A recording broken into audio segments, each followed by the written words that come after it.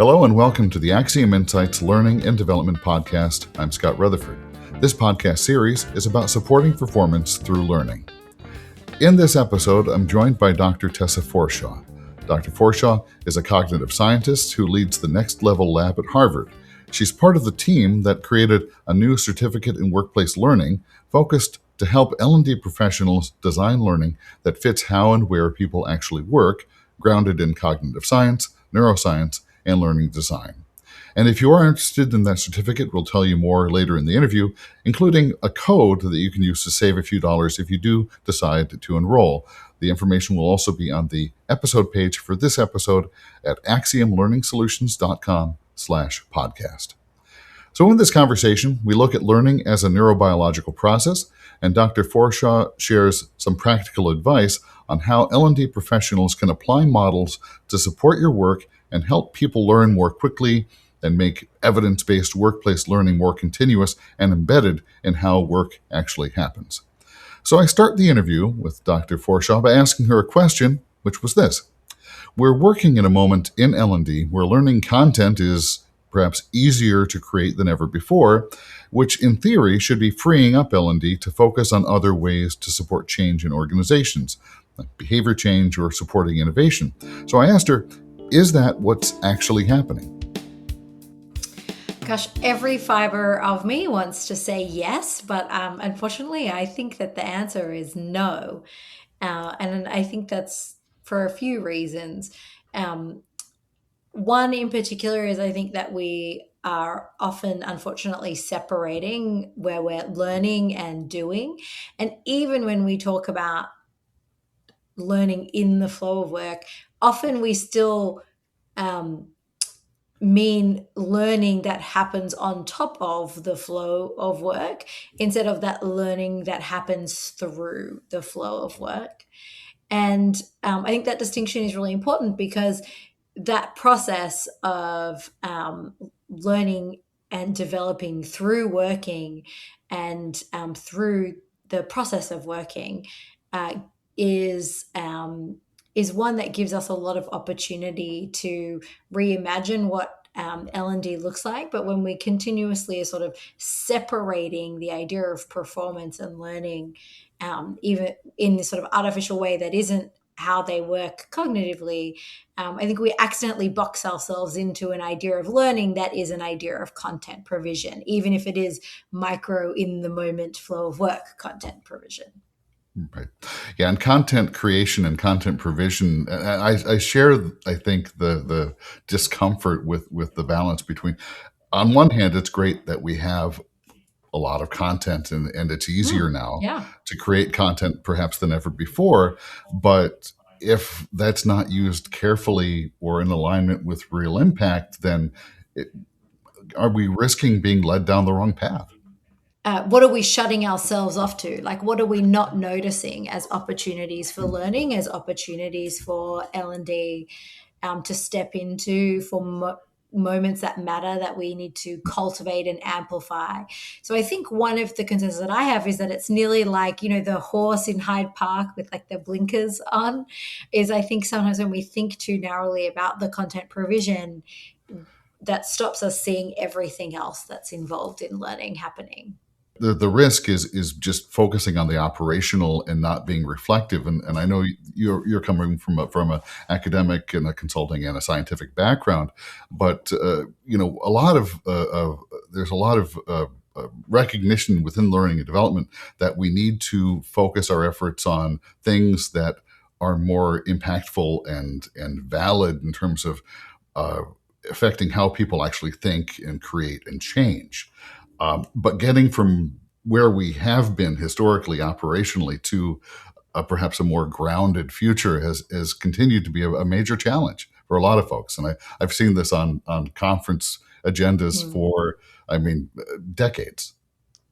Yeah, it's an interesting point. I totally agree with you. Like right now, I think we're talking about some of these things a little bit more because of AI is sort of making the pace and the cracks more visible. But you're right, like this isn't a new problem or paradigm. It's definitely something we've been talking about for decades. And I think my hypothesis for what it's worth here is that I think it does come down to what we mean when we talk about learning sometimes. And so for me, when I talk about learning, I talk about learning as a neurobiological process. Um, Essentially, the creation or strengthening of a pathway between two neurons. And there are things that like support that to happen and things that really don't.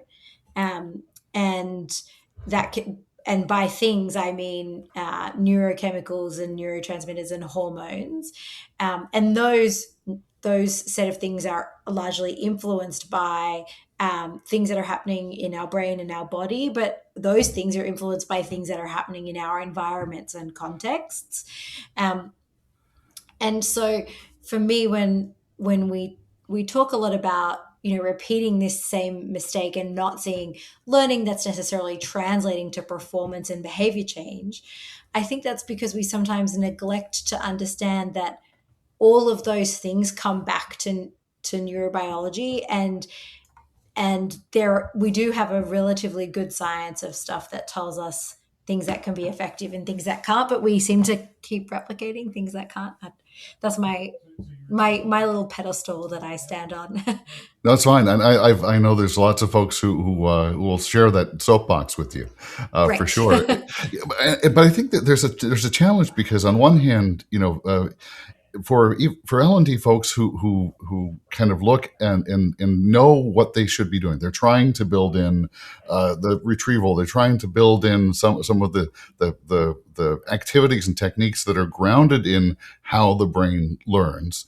But they're balancing that between maybe in an organization that says, well, no, just give me the course, just turn it, be production oriented. All I want, this is in air quotes, but all I want, I have 300 employees. I want them all to complete the course, and there's a pressure sometimes to just focus on that completion metric. So it puts a real pressure on the L&D person to say, okay, well, not only do I have to push back a little bit, I have to educate my organization on the benefit and the foundations of what I'm trying to do. And that's been again, talking about legacy problems. Yeah. I mean, firstly, let me just say that I have experienced this myself. So, my background before becoming an academic was that I worked in a consulting firm doing learning and talent organization sort of work. And so, a lot of L&D, a lot of learning design for capability building of, if you remember the 21st century skills movement, a lot of capability building around the ERP implementations of new technologies and things like that. So I just want to say that I have been in this chair myself, especially with innovation. I've heard many times in my career somebody say to me, hey, we'd love to bring you in to teach innovation or creativity, because just for context, that's the course that I teach at the Harvard Innovation Lab, and I used to teach it at Stanford University at the D School. Design thinking, creativity, innovation. And so they'll say, can you come in? We've got 4 hours at our offsite next week, and I want you to teach the whole company to be innovative. In 4 hours. Yeah, at an offsite. You're like, okay, and it's really hard in that moment to say, hey, like, I can tell them what innovation is, or maybe they could have a taste test of a core competency of it and practice one thing, but I can't deliver that thing for you that you want. It's really hard to do that as a consultant, especially because clients don't really want to hear that. But it's also really hard to do that as the L&D team when you have, I think, sometimes a power structure in these in organizations that maybe puts L&D as a bit of an order taker, when really the way they need to be utilized is a strategic advisor. And Yes. I think that comes from the idea that everybody went to school. And so a lot of the time we have business leaders who go, I went to school, I'm successful, I know how to learn. And so it's really challenging to sort of push back and say, hey, asking me to teach negotiation in a massive open online course that everyone has to take for an hour, like, isn't going to result in meaningful behavior change, just like 4 hours at an offsite isn't going to make 500 people become innovators tomorrow. Right. Like, it's hard to say.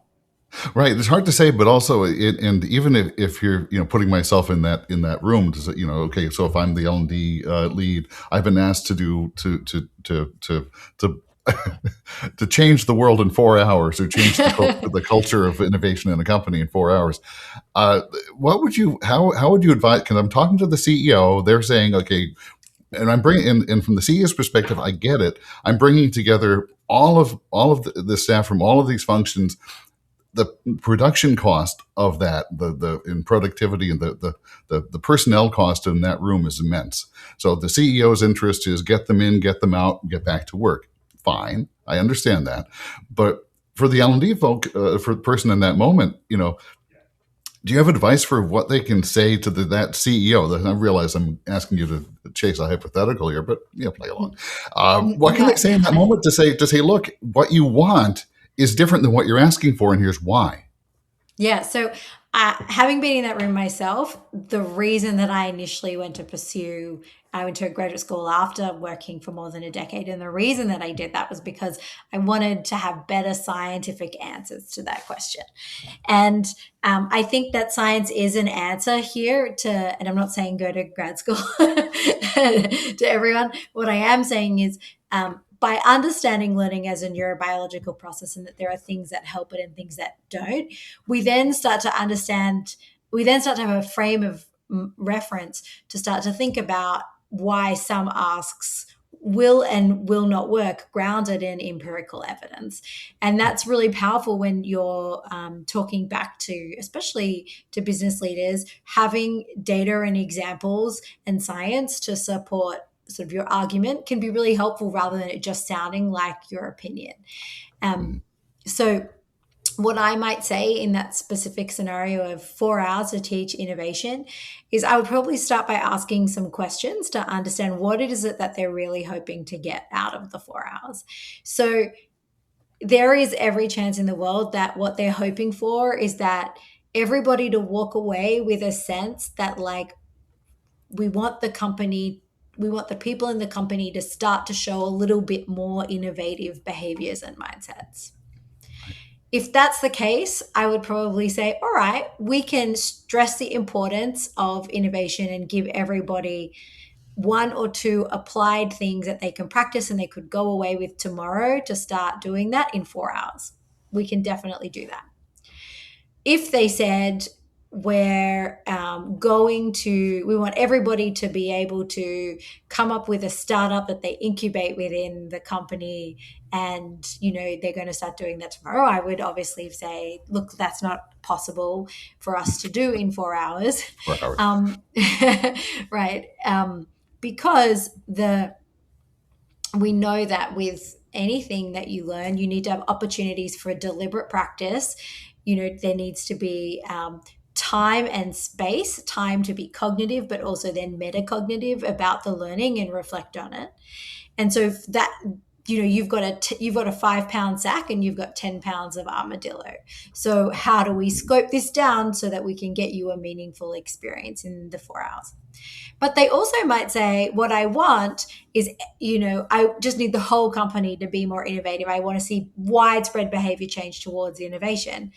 In which case I would say, then use this 4 hours for something else, and let's design for you a different innovation capability building strategy that is much more, it's paced, it's connected to moments of real work, it's coached and supported, there's a cultural component to it as well, where we're celebrating applied behaviors so that we can increase all of those good neurochemicals, so that we can increase the likelihood of transfer occurring, things like that.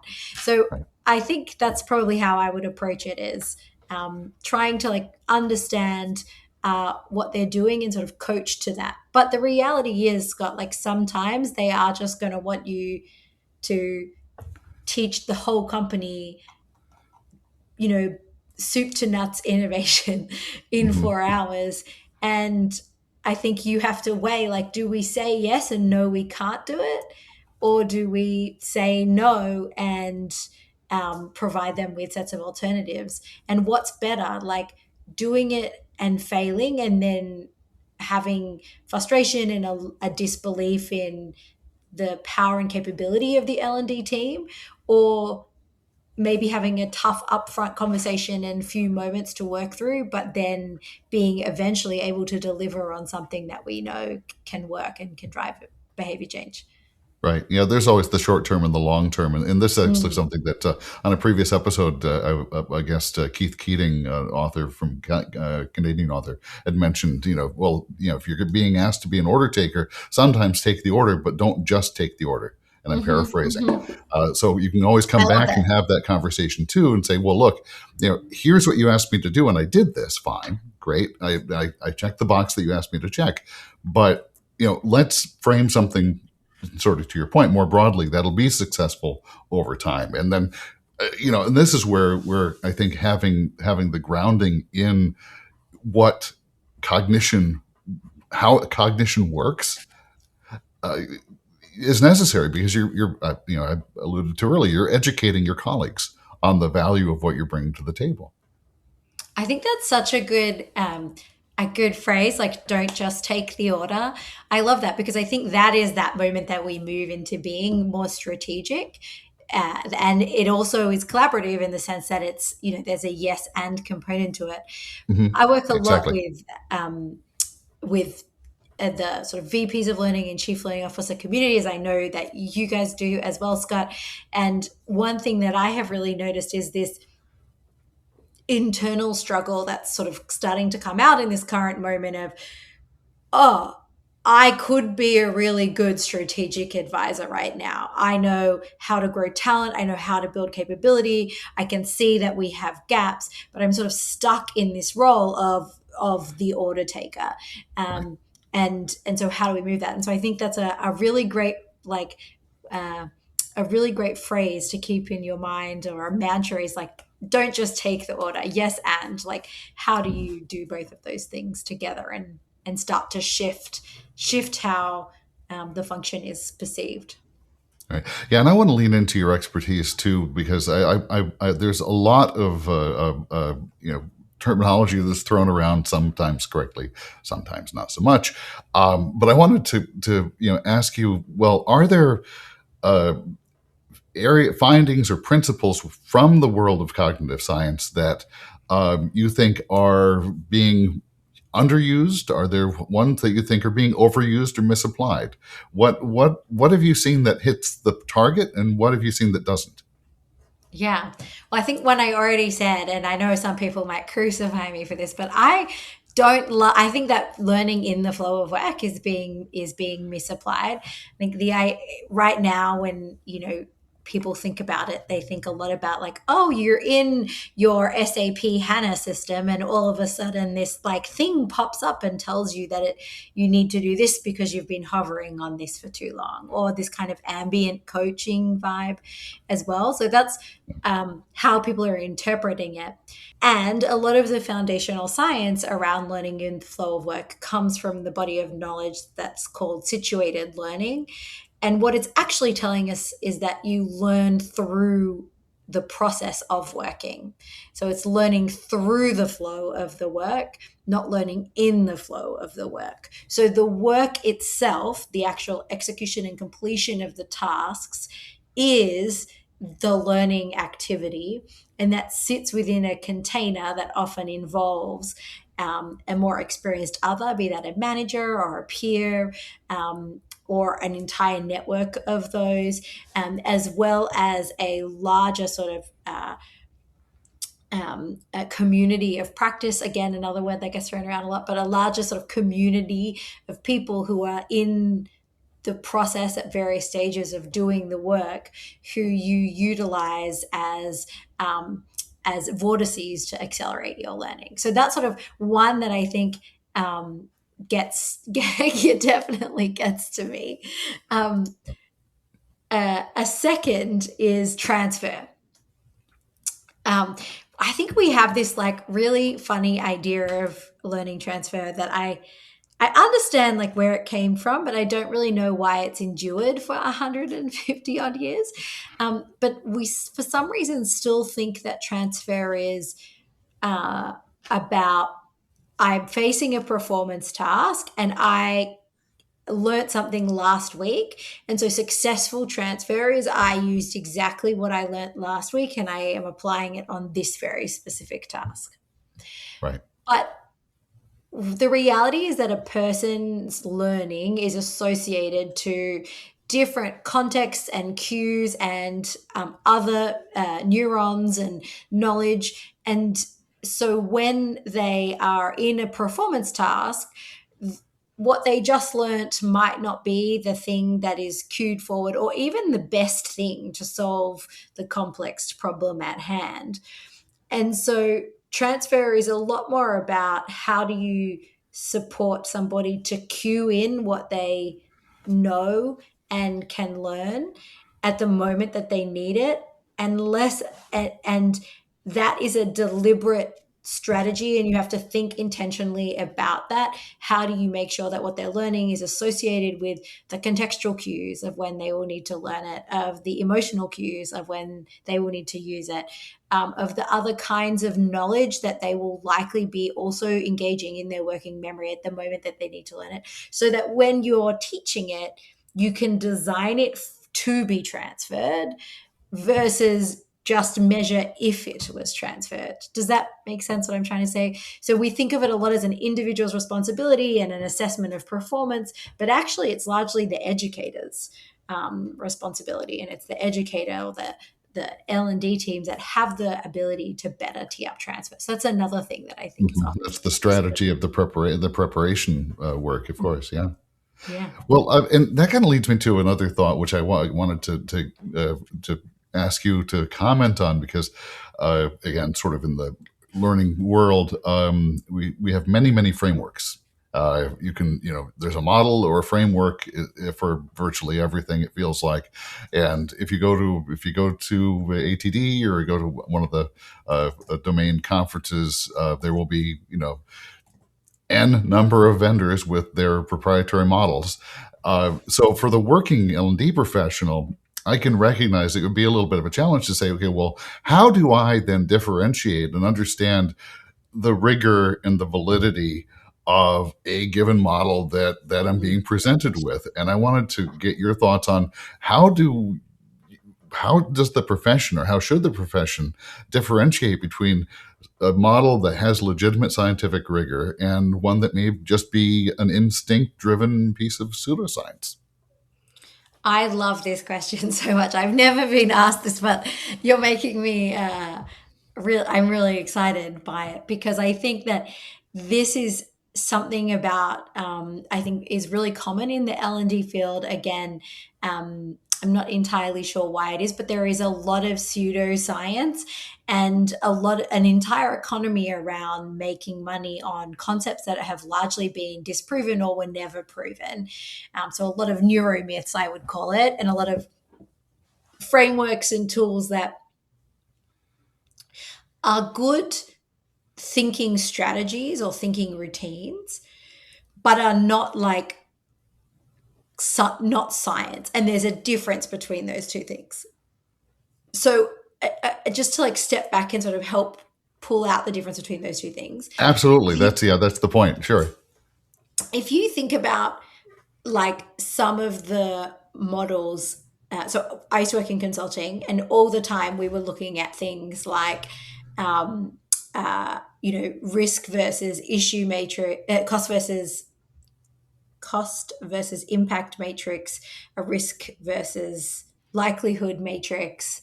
We were looking at if things were messy. So all sorts of frameworks that we were using, or I would call these heuristics, right? Ways of structuring our thinking that are super helpful. And I think that there is a real value in heuristics, a way to think about something in a meaty fashion that can help you make sure you're addressing it holistically, and you're looking at it from different points of view. And when you change heuristics, you see different things in the thing you're looking at. Right. And they, It's a filtering mechanism. Or a lens, if you look at it that way. Yeah. yes, exactly. And cognitively efficient. Heuristics are efficient cognitively too. They direct our thinking. And since our brain uses a lot of metabolic energy, that helps us sort of direct the metabolic energy and use less of it rather than trying to process the whole world and make sense of everything. So it's efficient. They're great. Yay, heuristics. Um, and none of those things that I just said that I used in all the time in my work are grounded in the cognitive science of how of anything, or the science Right. of anything, let alone the cognitive science. And so in learning and development, I think one that comes up a lot is learning styles for me. So learning styles are a neuromyth, I would call them. The brain, it does not, it firstly just doesn't even make sense the way that your brain processes stimulus and inputs, that like you would be an auditory learner or a visual or learner or a kinesthetic learner. Like that kind of doesn't make sense in the actual structural reality of how a brain works. But also there is a lot of science where they've studied them extensively, and no person has a dominant style. When people say that they do, then they teach them in different ways. They don't actually perform any differently depending on the different styles. There's no correlation between if a teacher thinks a student has a style and the performance of the student.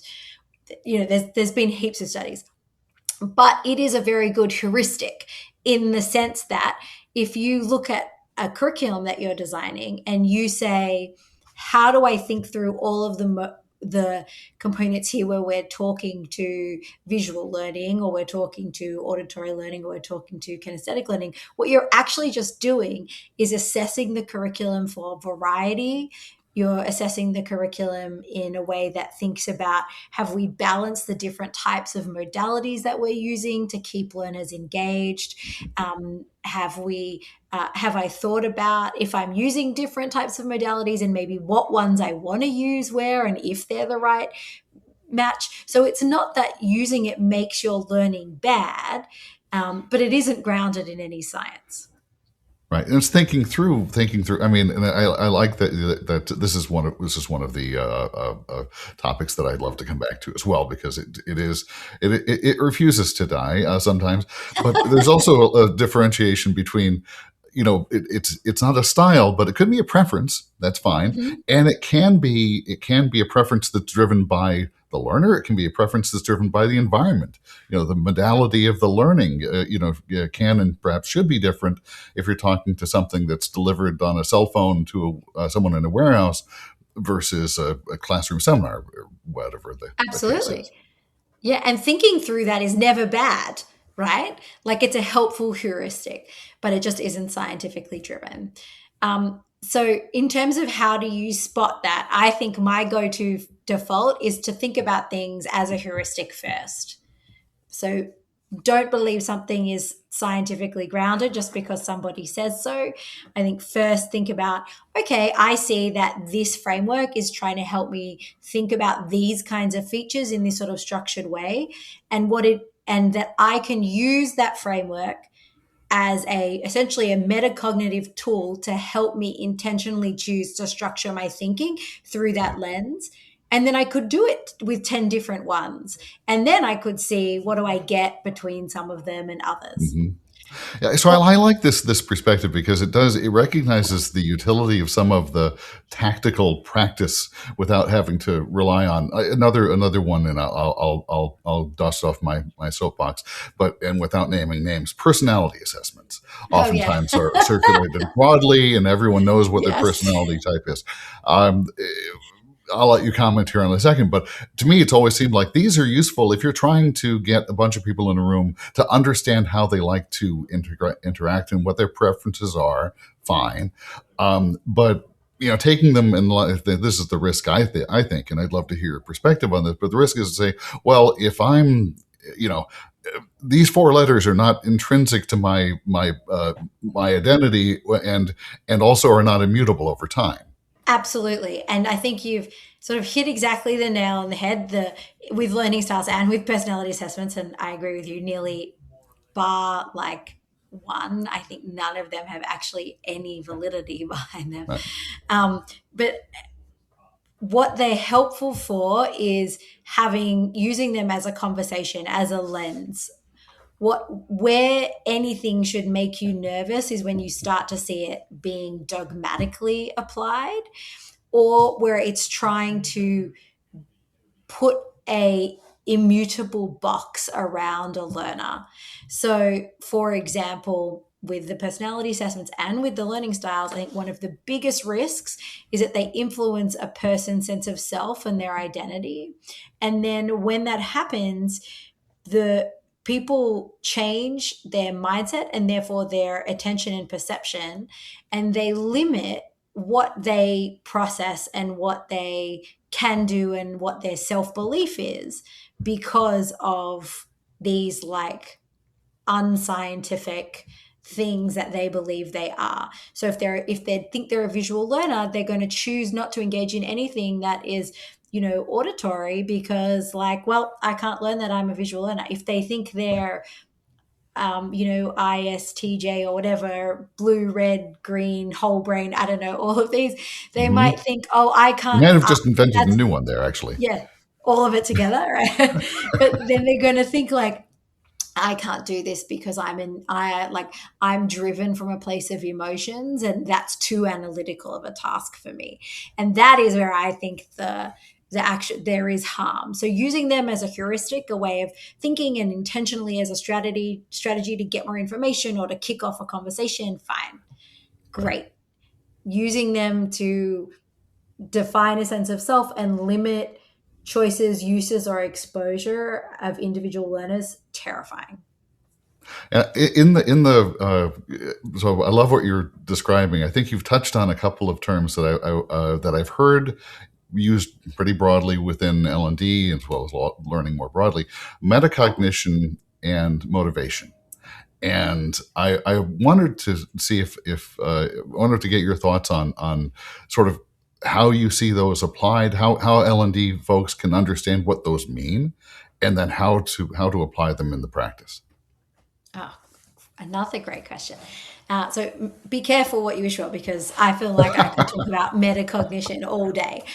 It's, I think, single-handedly the most important thing that we can teach learners, and I feel totally validated, because aside from the decades and decades of science telling us that.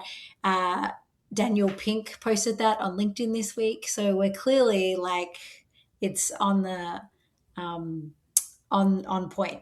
But so what is metacognition? So think about meta as sort of being like above or self-referential, not the company. So above, self-referential, meta in the that sort of sense.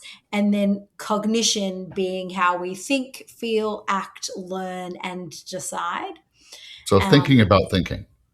yeah, but also Thinking about about thinking. actions, decisions, your emotions. I think Right. sometimes when we say thinking about thinking, I worry that we think that that means not our feeling, but our feeling happens in our cognition. So they're very intertwined, and emotion is very useful in learning. So metacognition is essentially thinking about all of those things and monitoring those things, and then changing or addressing or using strategies to help you adjust those things to achieve a goal.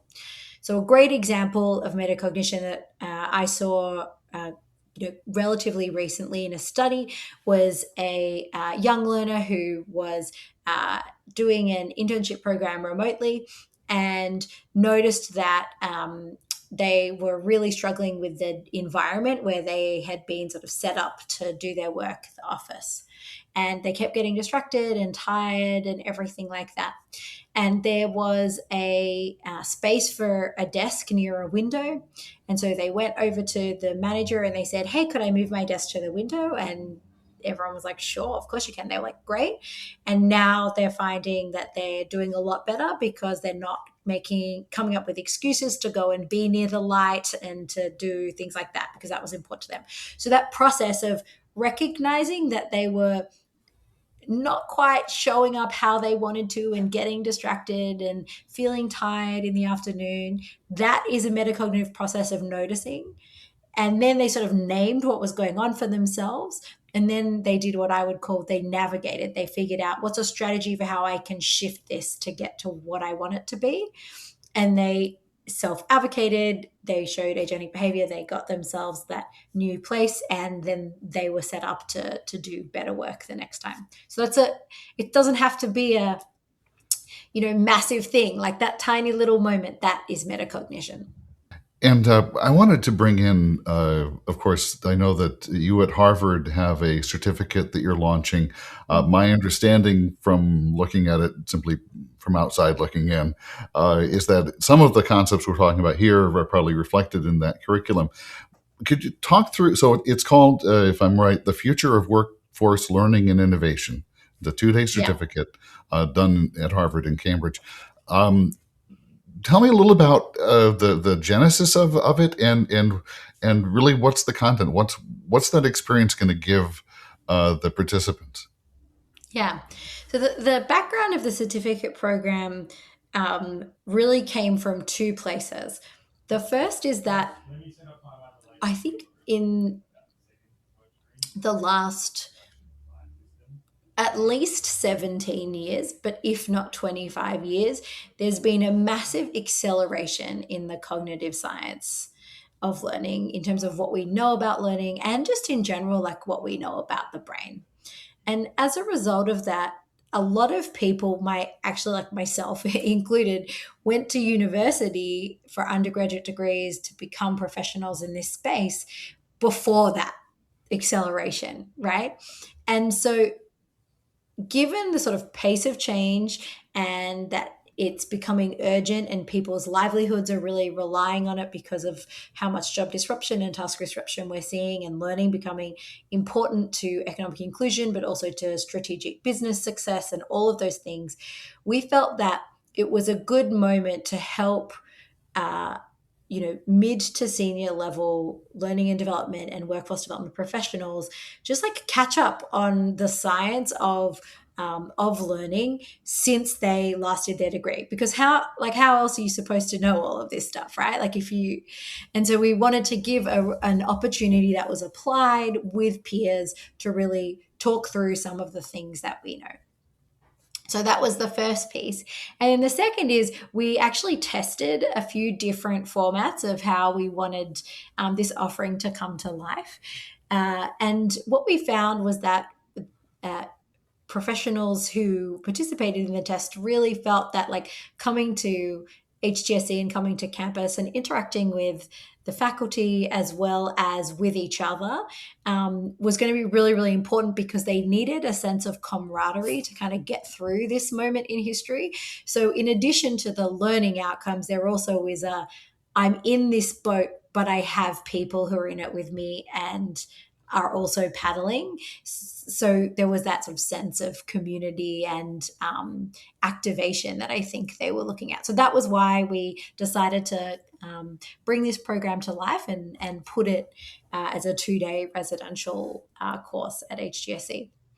That makes Um, sense. And I've seen groups like come together in a exercise like that. Often, we'll spend many months or even years being a peer support network afterward as well. Yeah, and I think that from the first cohort that went through in February, we're definitely seeing that. In fact, several of them even completely independently came back for convening that we had on campus just a couple of weeks ago, and I saw that they all took a photo together Oh, how and they nice! posted That's it very on nice. LinkedIn, and that really shows to me that they found a sense of community with each other. But so the course itself really, we think about learning through 5 key ways. So the first is what we've talked a lot about, learning as a neurobiological and cognitive process. So something that happens in a person's mind. And then we think about that as situated in relationships with more experienced others, like we already talked about as well, and that sort of discussion we had around the flow of work. And those relationships and more experienced others are in contexts, and so that's, I think, those two obviously very related, but independently very important points. The fourth is that learning takes effort. So we talked before about learning being the creation or strengthening of neurons at its most fundamental form.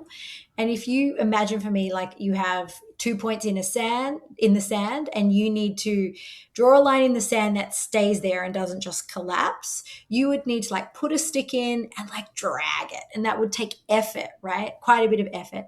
And that's literally what we're doing with learning is we're trying to drag between these 2 points, and so it needs effort. It takes struggle and intention, and so things. What do we know about how to do that in a way that is both what we call productive, and isn't just the kind of struggle that drives everyone crazy. How to manage the discomfort. Yeah, exactly. Desirable difficulty, manage discomfort, exactly. And then the fifth one we've also touched on a little bit, which is this idea that learning must be framed to transfer and adapt.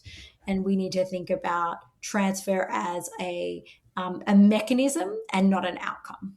I'll include a link in the episode notes for this on our website, axiomlearningsolutions.com/podcast, so folks can link to the program and certificate and learn more about that. But before we wrap up, I wanted to ask you really just for a couple more nuggets of advice. I've been enjoying everything so far. But the listener of this series tends to be someone who's passionate about learning and development, passionate about workforce learning, and they're already doing something, I would hope, to elevate their own expertise and skills, because listening to podcasts or going to seminars is all professional development. So with that sort of lens in mind, I'm projecting, but I think the typical listener is probably not so far off. For that highly engaged L&D professional, what's one thing they can do tomorrow to elevate their practice, and what's one thing they can stop doing? So I think the first thing that they can do for themselves is to start to be metacognitive about their own learning. Sometimes I think we forget that we as L&D professionals are also learners, and sometimes super learners, right? Like we're engaging in new content and new subject matters to design learning around those things. And so building a practice of metacognition around our own learning and strategies and what's helping us and what's hindering us. And next time we have to do this course, how do we want to show up? How did we show up last time? What behaviors or practices do we need to change? What we should implement at the beginning next time? Like thinking through those sorts of things is so powerful for leaders of learning, in my opinion. And something we could stop doing. I think we need to stop really thinking that learning has to be enjoyable. And I know that is not popular, but learning often is really hard. And sometimes the most profound experiences, people leave tired and frustrated and they don't know the outcome yet. Until they're in the applied context where they see the sort of loop close for themselves. And that's when it becomes rewarding. Exactly. And so letting go of like it needing to be this beautiful bow of an experience, I think is really powerful. Right. And that's, and to sort of go back to one of the well-trodden measures of learning, that's why the smile sheet as they head out the door may not be the best idea. Yeah, totally. Well, Dr. Tessa Forshaw, Harvard University, it's been a pleasure. I thank you for your time and hope to talk to you again soon. Thank you so much for having me. It was a real pleasure. My thanks to Dr. Tessa Forshaw at Harvard University. You can find more information on her on the Next Level Lab at the Harvard Graduate School of Education and about the 2-day certificate program, Future of Workplace Learning, all on the episode page at axiomlearningsolutions.com/podcast. Thanks for listening. This has been the Axiom Insights Learning and Development Podcast. This podcast is a production of Axiom Learning Solutions. Axiom is a learning and development services firm with a network of learning professionals in the U.S. and worldwide, supporting L&D teams with learning staff augmentation and project support for instructional design, content management, content creation, and more, including training delivery and facilitation, both in person and virtually. To learn more about how AXIOM can help you and your team achieve your learning goals, visit axiomlearningsolutions.com. And thanks again for listening to the AXIOM Insights podcast.